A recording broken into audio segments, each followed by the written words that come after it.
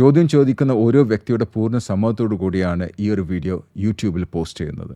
ഈ ഒരു കമ്മ്യൂണിറ്റിയിൽ ഫ്രീ ആയി ജോയിൻ ചെയ്യണമെന്നുണ്ടെങ്കിൽ ഞങ്ങൾ അപ്ഡേറ്റ്സിനെ കുറിച്ച്, ട്രെയിനിങ്ങിനെ കുറിച്ച്, അല്ലെങ്കിൽ കോച്ചിങ്ങിനെ കുറിച്ചിട്ട് എല്ലാം ചോദ്യം ചോദിക്കാൻ ആഗ്രഹം ഉണ്ടെങ്കിൽ നിങ്ങൾ യൂട്യൂബിൽ ഡിസ്ക്രിപ്ഷനിൽ 2 ലിങ്ക് ഉണ്ട്. ഒന്ന് മലയാളത്തിലുള്ള ലിങ്ക്, ഒരു വാട്സപ്പ് ഗ്രൂപ്പിലേക്കുള്ള ലിങ്കും, മറ്റത് ഇംഗ്ലീഷ് വാട്സപ്പ് ഗ്രൂപ്പിലേക്കുള്ള ലിങ്ക്. അതിൽ ഏതിലും നിങ്ങൾക്ക് ജോയിൻ ചെയ്യാം, അല്ലെങ്കിൽ 2ലും ജോയിൻ ചെയ്യാം.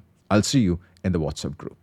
കുട്ടിക്കാലത്ത് സംഭവിച്ച കുറച്ച് പ്രയാസങ്ങളുണ്ടല്ലോ, അത് മനസ്സിൽ തന്നെ കിടക്കുകയാണ്. നമ്മള് എന്നോട് മറ്റുള്ളവർ ചെയ്തിട്ടുള്ള എന്താ പറയാ തെറ്റുകൾ നമ്മള് ഞാൻ കൊടുത്തിട്ടുണ്ടെങ്കിൽ പോലും അത് മനസ്സിൽ നിന്ന് പാടെ പോകുന്നില്ല. അതെപ്പോഴും ഈ ഭാരം കൊണ്ട് നടക്കുന്ന പോലുള്ള ഒരു ഫീല് എപ്പോഴും ഉണ്ടാവാറുണ്ട്. അതെങ്ങനെ എടുത്തു കളയാൻ പറ്റും? നിങ്ങൾ പൊരുത്തപ്പെട്ടില്ല എന്നുള്ള അതിന്റെ അർത്ഥം. നിങ്ങൾ അത് വായിൽ കൂടെ മാത്രം പറയുന്നുള്ളൂ. നിങ്ങൾ I don't know how to talk in Malayalam. നിങ്ങൾ പറയുന്നത് മാത്രമേ ഉള്ളൂ, പക്ഷെ ഉള്ളിൽ നിന്ന് പോയിട്ടില്ല. 2 വ്യത്യാസമുണ്ട്. ഉള്ളിൽ നിന്ന് പോയിട്ടുണ്ടെങ്കിൽ നിങ്ങൾ മറന്നിട്ടുണ്ടാവും. അത് ആ വ്യക്തിനെ ചിലപ്പോൾ തന്നെ നിങ്ങൾ മുമ്പിൽ കണ്ടാൽ തന്നെ അത് നിങ്ങൾക്ക് അത് ഓർമ്മ ഉണ്ടാവില്ല. അത് ദാറ്റ്സ് ഗോൺ. അതില്ലാത്ത കാരനാണ് ഇങ്ങനെ വിഷമം തോന്നുന്നത്.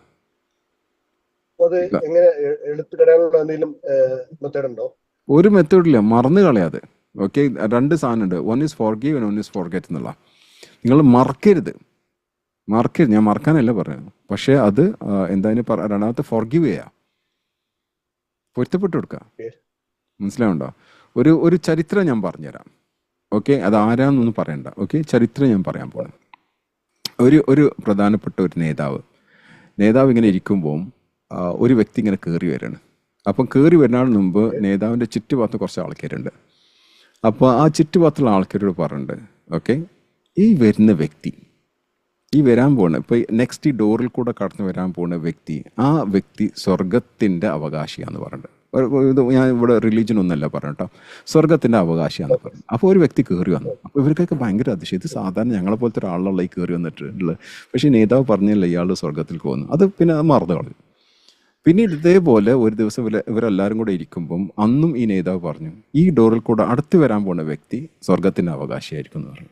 അപ്പോൾ വീണ്ടും നോക്കിയപ്പോൾ സെയിം വ്യക്തിയാണ് കയറി വരുന്നത്.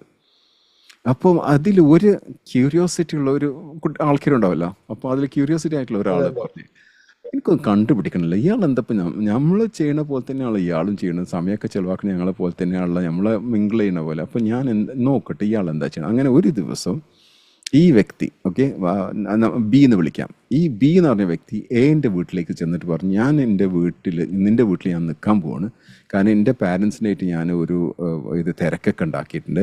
അപ്പോൾ ഞാൻ എൻ്റെ ഫാദറിൻ്റെ ഒപ്പം അവിടെ നിൽക്കണില്ല, ഇവിടെ നിന്നോട്ടെ എന്ന് പറഞ്ഞു. അപ്പം പറഞ്ഞു ആയിക്കോട്ടെ നിന്നോന്ന് പറഞ്ഞിട്ട് ഒരു റൂം കൊടുത്തിട്ട് പറഞ്ഞു ഇവിടെ നിന്നോ, ഞാൻ അപ്പുറത്ത് കിടന്നോളാം. അപ്പം പറഞ്ഞു ഇല്ല, നീ ഏത് റൂമിലാണ് കിടക്കണം അതേ റൂമിൽ വേണം എനിക്ക് കിടക്കാൻ. അപ്പം ആയിക്കോട്ടെ, അങ്ങനെ 2 ആളും ഒരേ റൂമിൽ കിടന്നു. അപ്പോൾ ഈ ബി എന്ന് പറഞ്ഞ വ്യക്തി കംപ്ലീറ്റ് വാച്ചാണ്. എ എന്ന് പറഞ്ഞ വ്യക്തിനെ വാച്ച് ചെയ്യുമ്പോൾ അതിൽ ഡിഫറെൻ്റ് ആയിട്ട് ഒന്നും കാണില്ല, ഒരു സ്പെഷ്യാലിറ്റി ഒന്നും കാണില്ല. ആൾ വന്ന് കിടന്ന് അത് ചെയ്ത് ഇത് ചെയ്ത് സാധാരണ എല്ലാവരും ചെയ്യുന്ന പോലെ തന്നെ 2 ദിവസം നിന്നിട്ടും ഇയാൾക്ക് ഒരു ഡിഫറൻസും കാണില്ല. പക്ഷേ ഇയാളുടെ മനസ്സിൽ ഇങ്ങനെ വരുന്നുണ്ട്, എന്തുകൊണ്ടാണ് ആ നേതാവ് അങ്ങനെ പറഞ്ഞത്.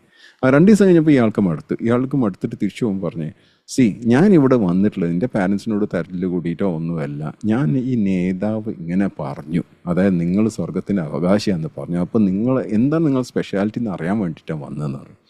അപ്പോൾ ഇയാൾ പറഞ്ഞു ഞാനൊന്നുമില്ല, ഞാൻ സാധാരണ നിങ്ങളൊക്കെ ചെയ്യുന്ന പോലെ തന്നെ വേറെ ഒന്നും എനിക്ക് സ്പെഷ്യാലിറ്റി ഇല്ല എന്ന് പറഞ്ഞു. ഓക്കെ, ഞാനും കണ്ടില്ല ഒന്നെന്ന് പറഞ്ഞിട്ട് ഇയാൾ നടന്നുപോയി. ബി എന്ന് പറഞ്ഞ ആൾ നടന്നുപോയി. അപ്പം ഈ എ എന്ന് പറഞ്ഞ വ്യക്തി ബീനെ വിളിച്ചിട്ട് പറയാം, I think that is something that I do differently. നിങ്ങളെല്ലാവരും ചെയ്യുന്നതിനേക്കാളും വ്യത്യസ്തമായിട്ട് എന്തോ ഒരു കാര്യം ഞാൻ ചെയ്യില്ലെന്ന് എനിക്ക് തോന്നുന്നു. അപ്പം ബി എന്ന് പറഞ്ഞ വ്യക്തി ചോദിച്ചു, എന്താണത്? ഞാൻ എല്ലാ ദിവസവും കിടന്ന് ഉറങ്ങുമ്പോൾ ഞാൻ എന്നോട് ആരൊക്കെയാണോ തെറ്റ് ചെയ്തിട്ടുള്ളത് അവരെല്ലാവരും ഞാൻ പൂർണ്ണമായിട്ട് സംതൃപ്തിയോടുകൂടി അവരെല്ലാവരും പൊരുത്തപ്പെട്ടിട്ടാണ് ഞാൻ കിടന്ന് ഉറങ്ങാൻ. അതെനിക്കൊരു ശീലമാണ്, അത് ചിലപ്പോൾ നിങ്ങൾ ചെയ്യേണ്ടാവില്ല. അപ്പോൾ ബി എന്ന് പറഞ്ഞ വ്യക്തി പറഞ്ഞു ശരിയാണ്, അത് ഞാൻ ചെയ്യാറില്ല.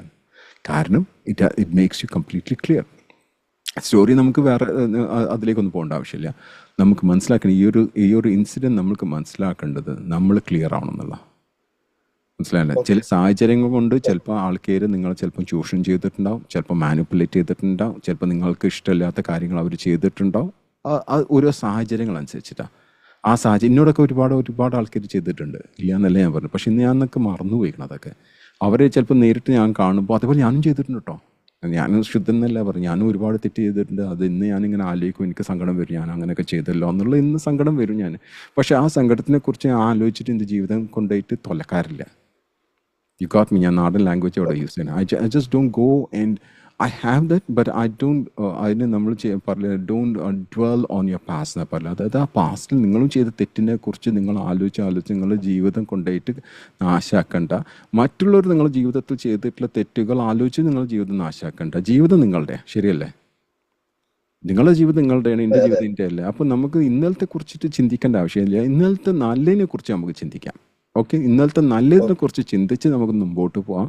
അല്ലാത്ത പക്ഷം നിങ്ങൾ ഇപ്പോഴത്തേനെ കുറിച്ച് ചിന്തിക്കുക, നാളത്തെ കുറിച്ച് ചിന്തിക്കുക, ഇന്നലത്തെ കുറിച്ച് ചിന്തിക്കേണ്ട. നിങ്ങൾ മരിക്കുമ്പോൾ, ഓക്കെ, നിങ്ങൾ മരിക്കുമ്പോൾ നിങ്ങൾ എങ്ങനെ ആയിരുന്നു കണ്ടീഷൻ, അതാണ് ആൾക്കാർ നോക്കുക. ശരിയല്ലേ? നിങ്ങൾ ജീവിച്ച് വന്ന രീതിയും നിങ്ങളുടെ പണ്ടത്തെ ഹിസ്റ്ററി എല്ലാം നോക്കല്. ചിലപ്പോൾ പറയും ഭയങ്കര കള്ളുടേനായിരുന്നു കേട്ടോ അയാൾ, പക്ഷേ കണ്ട എന്ത് മനുഷ്യനായിട്ട് മരിച്ചെന്നേ പറയുള്ളൂ, അല്ലേ? രണ്ടാമത്തെ രീതി നോക്കാം, എന്ത് നല്ലൊരു മനുഷ്യനായിരുന്നു, കള്ളുടേനായിട്ടാണ് മരിച്ചത്. മനസ്സിലായില്ലേ? രണ്ടും മനസ്സിലായില്ലേ? ഏതിനാ ഇമ്പോർട്ടൻസ് കൊടുക്കുക? ആദ്യത്തെ ആണോ ഇപ്പോഴത്തെ ആണോ? ഇപ്പോഴത്തെ. അപ്പൊ അതിൽ ഫോക്കസ് ചെയ്യാം. ആ കഴിഞ്ഞു പോയത് കഴിഞ്ഞു പോയി. അത് അംഗീകരിക്കണ്ട നിങ്ങൾ? അത് അംഗീകരിക്കുന്നുണ്ട്. ഒരു ക്ലാരിറ്റി കിട്ടിയോ? കിട്ടി. തെറ്റ് ചെയ്തിട്ടുണ്ടോ അവര്? തെറ്റ് തരുന്ന മനുഷ്യന്മാരെ, നമ്മളൊക്കെ തെറ്റിയാണ്. പക്ഷെ അതിനെ അങ്ങോട്ട് പൊരുത്തപ്പെട്ടു കൊടുക്കുക. മനസ്സുകൊണ്ട് പൊരുത്തപ്പെടുക, നാവുകൊണ്ട് മാത്രമല്ല മനസ്സുകൊണ്ട് പൊരുത്തപ്പെട്ടു കൊടുക്കുക. എങ്കിൽ നിങ്ങൾക്ക് മുമ്പോട്ട് പോകാൻ പറ്റും. അല്ലെങ്കിൽ അവർ നിങ്ങളുടെ ജീവിതത്തിൽ ഒരു ബ്രേക്കായി മാറും. നിങ്ങൾ ഒരിക്കലും മുമ്പോട്ട് കൊണ്ടുപോകാൻ സമ്മതിക്കില്ല. അവർ ആ ഒരു ചിന്തകളുണ്ടല്ലോ, ഒരിക്കലും മുമ്പോട്ട് കൊണ്ടുപോകാൻ സമ്മതിക്കില്ല. Okay, happy? ഹാപ്പി. ഞാൻ ഇനി മാറ്റിക്കോളാം. Thank you. Okay, I'll take one last question. ഒരു ക്വസ്റ്റ്യൻ കൂടെ സമയമുണ്ട്. 10:11 ഒരു ലാസ്റ്റ് ക്വസ്റ്റ്യൻ കൂടെ എടുക്കാം.